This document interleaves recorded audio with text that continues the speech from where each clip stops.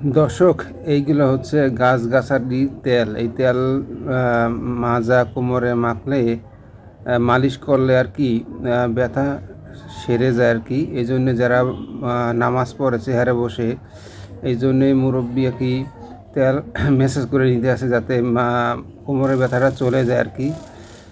অনেক উপকার আর কি এই তেলে।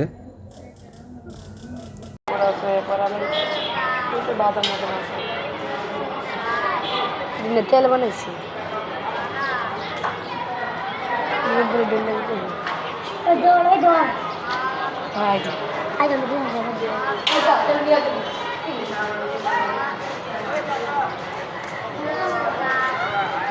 আমার কোমরটা অনেক ব্যথা করে।